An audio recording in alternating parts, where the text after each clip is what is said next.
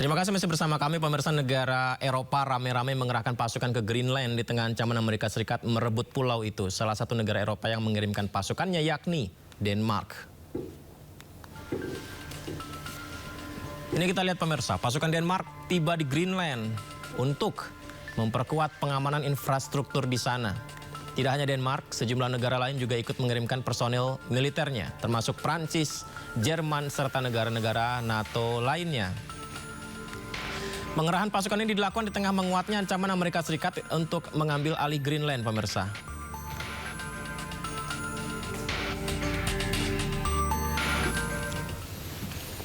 Dan Perdana Menteri Greenland Jens Frederik Nielsen menegaskan masa depan wilayah itu berada di tangan Denmark dan Uni Eropa, bukan di tangan Amerika Serikat.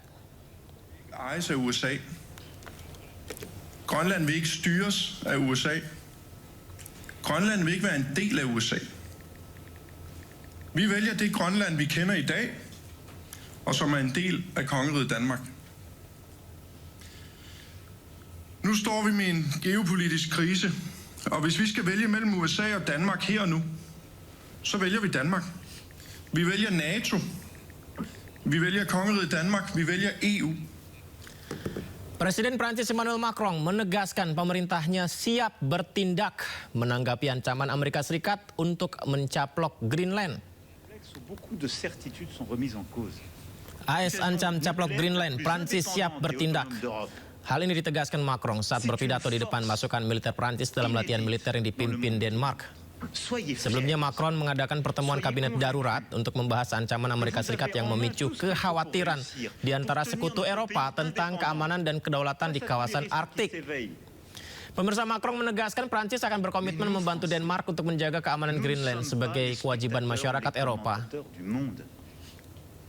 Nous devons être à chaque instant déterminés.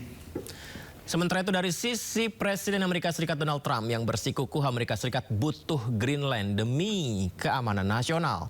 Hal ini untuk mencegah ekspansi kekuasaan Rusia dan Cina. Well, we're going to see what happens with Greenland. We need Greenland for national security, so we're going to see what happens.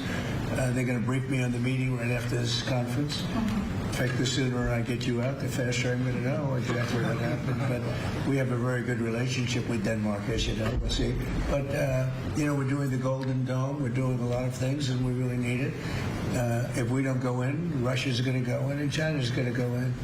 And there's not a thing that Denmark can do about it, but we can do everything about it. Greenland yang dingin seolah jadi memanas oleh langkah pasukan bersenjata. Bak jadi panggung kuasa, pulau es di utara tak lagi senyap dan biasa. Di tengah ancaman Amerika yang ingin mengambil kuasa, negara-negara Eropa pun bergerak bersatu menjaga kawasan mereka. Akankah ketegangan ini bisa berhenti di meja diplomasi saja?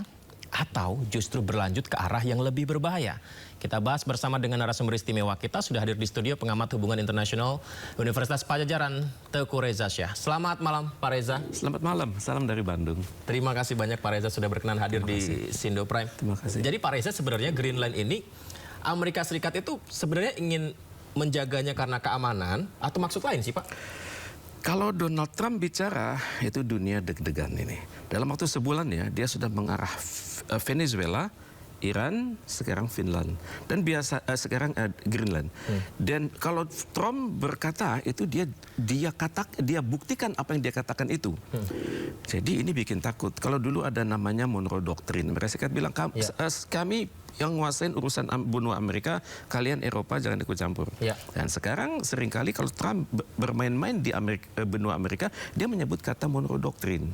Jadi sekarang negara-negara di NATO tersebut itu udah jengah gitu. Kan NATO itu kalau secara teori aliansi itu kan dibuat untuk kesamaan persepsi ancaman. Dulu ancamannya atas Rusia, kemudian kedekatan sosial ekonomi. Oke, kedekatan sosial ekonomi dan Amerika masih. Tapi persepsi ancaman malah mereka lebih takut kepada Amerika sekarang daripada Rusia. Karena negara-negara NATO itu kan sudah kuat. secara budayanya itu Greco-Judeo-Roman. Kemudian mereka sudah bersama-sama udah lebih dari 60 tahun sebagai NATO kan. Kemudian standarisasi mereka sama, level teknologi mereka sama dengan Amerika Serikat. Dan latihan mereka dulu sering latihan gabungan gitu. Dan 3 bulan lalu saya sempat ke daerah-daerah Nordik ya, ke Norwegia dan Denmark. Mereka tidak pernah nyebut kata kunci yang mereka sebutlah kekhawatiran mereka atas Rusia. Sebatas kekhawatiran. Tapi sekarang mereka tampaknya sangat takut pada Amerika. Ketimbang Rusia? Tampaknya. Karena mereka lihat ya, Rusia itu tampaknya sedang tenang-tenang aja gitu. Rusia nggak pernah mengatakan akan mencaplok Greenland. Tidak. Tapi yang terjadi sekarang adalah kita lihat ketakutan Eropa. Ketakutan Eropa terdiri dari kekuatan utama Eropa kan, Inggris, Perancis, Jerman, Italia. Itu idenya sama. Sekarang masuk Polandia. Kemudian pada saat yang sama juga negara-negara Nordik, Denmark, Norwegia, Swedia dan Finland kan. Itu sudah satu suara itu. Jadi ini tampaknya yang dikhawatirkan itu adalah kekhawatiran Eropa adalah wilayah itu akan dicaplok oleh Amerika. Secara teknis mudah, cuma ada kurang dari 60.000 penduduk asli di situ kan. Dan selama ini mereka memang menuntut kemerdekaan. Oke, menuntut kemerdekaan dan ada free association dengan Denmark, betul. Tapi dengan adanya kondisi sekarang, bisa dikatakan mereka tuh lebih mengutamakan bersatu dengan Denmark dulu daripada berhadapan dengan Amerika yang nggak jelas. Karena teorinya mengatakan the devil you know is better than the devil you do not know kan. Jadi, meskipun sama-sama devil ya? Iya sama-sama devil. Jadi teori ya. Pada saat yang sama, ini Rusia juga ngeri-ngeri sedap ini. Karena dia lihat, ini kan yang datang itu NATO. Amerika Serikat datang akan menguasai Greenland entah dengan cara apa, cara damai ataupun cara kekerasan kan. Tapi kan Amerika di situ masuk, NATO masuk kan, sudah datang NATO kan. Rusia kan berpikir ini maunya apa begitu. Karena konsentrasi pasukan NATO dalam jumlah besar dengan teknologi yang sangat spesifik, dengan penguasaan mereka atas Eropa demikian bagus, Rusia kan takut-takut pula. Jadi ini bisa menciptakan ketegangan baru di wilayah NATO dan perbatasannya. Sebentar Pak, berarti pasukan NATO yang datang di Greenland, kemudian Denmark yang juga bersikukuh mereka tetap akan menjaga Greenland ini sebagai penanggung jawab Greenland. Ketika Amerika Serikat datang, kemungkinan ada negosiasi di sana dan mengancam Rusia. Bukannya mereka mempertahankan dari serangan Amerika? Rusia barangkali sedang mengumpulkan data intelijen ya. Apakah ini suatu skenario baru? Latihan-latihan, main-main atau suatu sungguhan untuk mempersulit hidup Rusia di sana kan? Karena ini beda dengan permainan di Venezuela, beda dengan permainan di Iran. Ini level Eropa. Level Eropa itu mereka sudah sering latihan perang-perangan dengan Amerika. Sudah ada pembagian peran. Jadi Rusia bisa ngeri-ngeri nih. Apakah ini serius masalah NATO sedang diselesaikan bersama, ada 8 lawan 1 atau 8 plus 1 untuk melakukan sesuatu di situ. Takut Rusia. Wajar kalau Rusia dalam beberapa hari ini melakukan latihan-latihan sendiri dengan sesama negara yang luar NATO. Mungkin juga dia latihan dengan Cina di sekitar perairan-perairan Arktik tersebut atau di luarnya lagi. Ya kita kan lihat teknologi sekarang kan, jarak itu sudah bukan masalah lagi. Dengan peluru kendali, dengan kecepatan di atas 3-4 suara Mach itu kan hitungan menit sudah landing kan. Jadi yang saya khawatirkan adalah Rusia berpikir ini adalah suatu koalisi baru untuk mempersulit hidup dia. Kemudian pada saat yang sama juga Cina berpikir dia punya interest di situ kan, dia punya interest namanya Silk Polar Network ya. Jadi kemudian Cina sudah membangun diminta oleh masyarakat di penduduk asli yang jumlahnya 60.000 itu untuk bikin fasilitas bandara. Bagi Cina sih oke-oke aja karena Cina melihat juga bahwa di bawah Denmark tersebut, oh my god, itu namanya kandungan alamnya luar biasa. Rare earth itu berguna buat industri transportasi, industri penerbangan, industri perang dan industri-industri canggih dunia di masa depan. Itu adanya di situ. Jadi wajar Amerika Serikat berpikir saya akan datang duluan sebelum wilayah itu dikuasai oleh Cina dan Rusia. Pak Reza dan juga pemirsa, tadi sempat dibahas tentang kandungan di dalamnya begitu ya. Ini kita akan melihat mengapa Amerika Serikat amat berambisi tertarik menguasai Greenland. Rupanya pulau yang sepanjang tahun tertutup es ini kaya akan sumber daya mineral, pemirsa.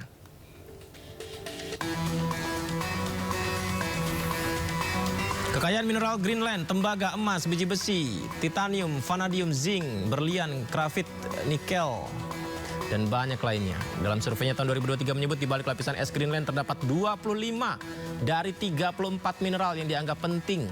Sebagian besar mineral tersebut, seperti yang saya sebutkan tadi, tembaga, berlian, emas, grafit, biji besi, nikel, titanium, tungsten, zinc, dan mineral tanah jarang. Total nilainya fantastis, yakni 200 miliar dolar Amerika Serikat, setara dengan 3.360 triliun rupiah. Itu berarti Pak Reza, salah satu fakta yang harus juga dipahami, apa yang diutarakan oleh Trump beralasan. Trump punya alasan. Tapi kan sebenarnya dalam bayangan Trump itu ada kekhawatiran kan. Pax Americana menurun dan Pax Sinica naik. Cina sudah siap dengan itu gitu. Dengan network Belt and Road Initiative, dengan network summit misalnya dengan negara ASEAN, dengan negara Afrika, kemudian hubungan internasional yang sangat bagus dengan nama misalnya Comprehensive Strategic Partnership dengan negara-negara di dunia, itu menandakan China itu siap untuk jadi nomor satu.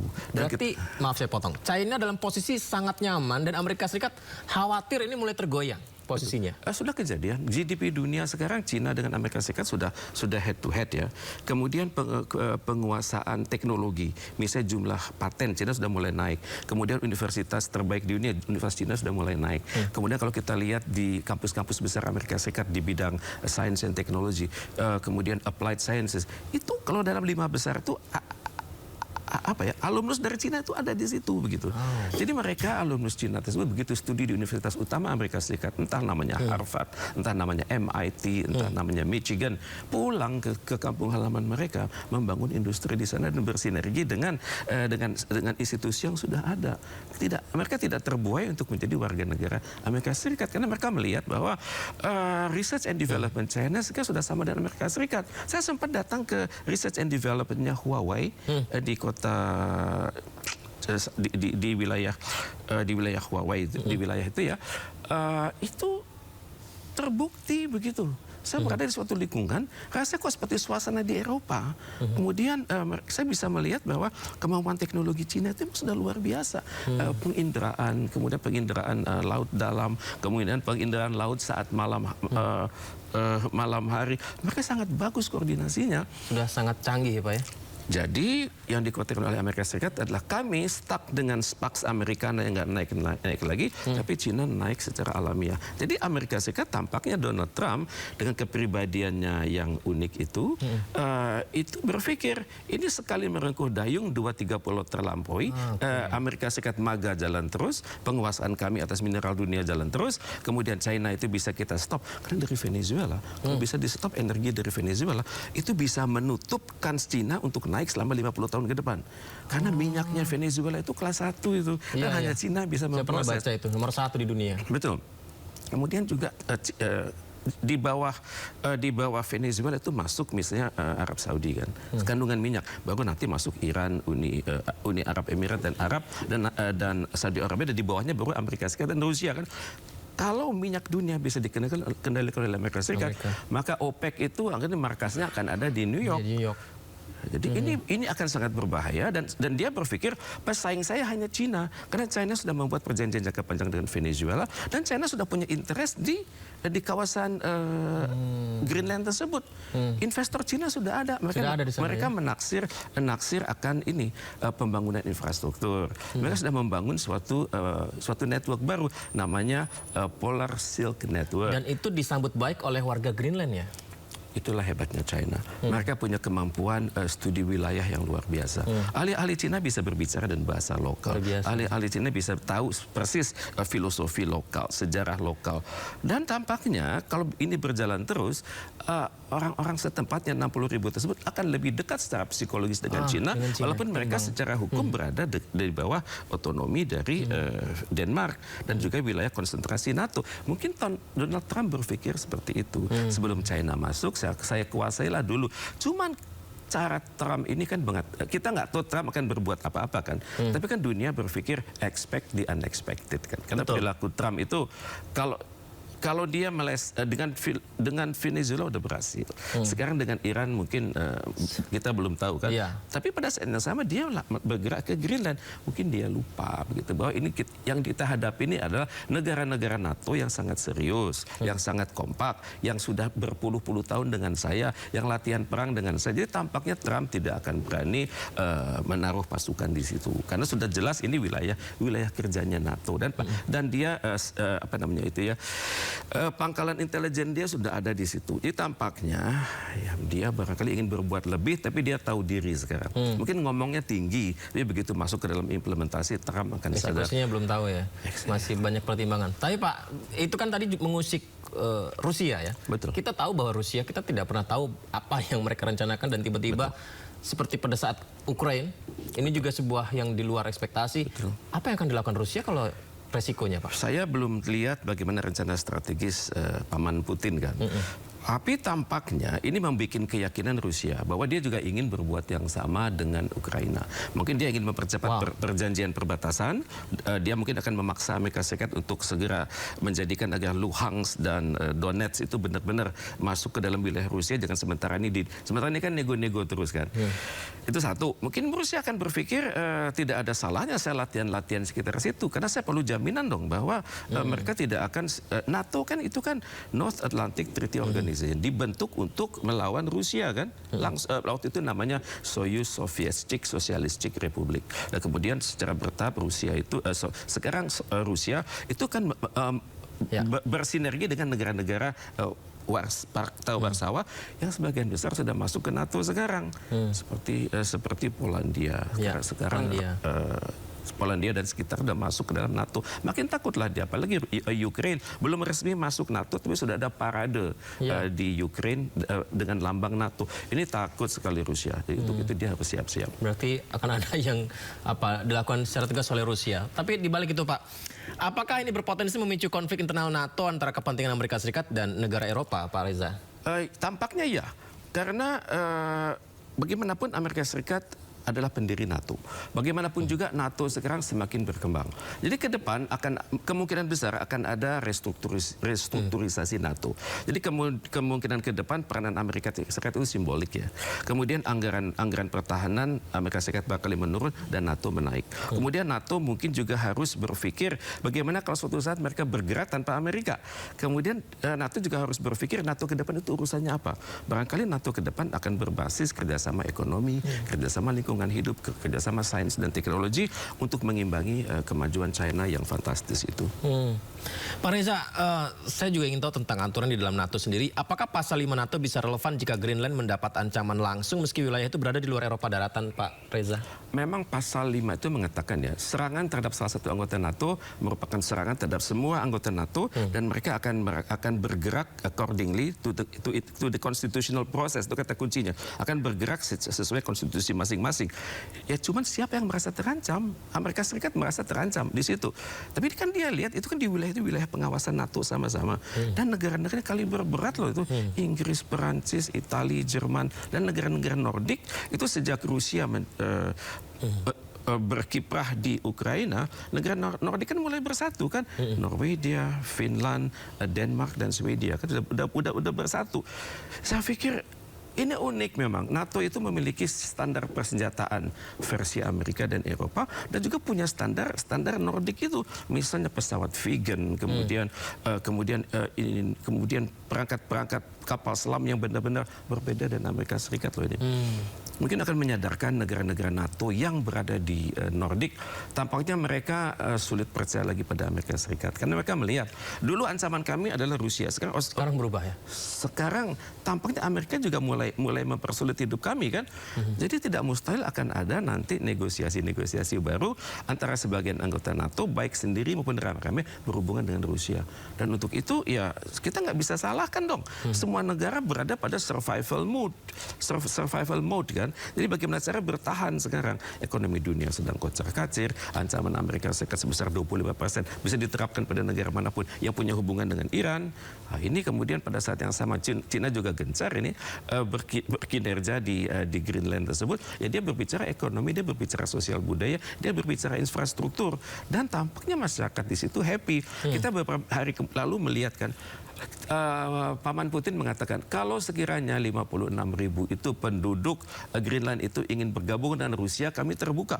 Oh, ini nggak main-main loh ini. Ini membuat Denmark itu ketar-ketir. Jadi kita nggak tahu bagaimana kalau dalam bahasa intelijen itu covert intelligence itu berjalan, intelijen tertutup itu berjalan. Kita belum tahu bagaimana penggalangan atas masyarakat di Greenland tersebut. Kita nggak tahu. Bisa saja pemimpin tradisional mereka, pemimpin non formal mereka mengatakan, ayo kita sekarang testing dulu lah Bisa saja begitu ya? Dengan menggunakan Google Form.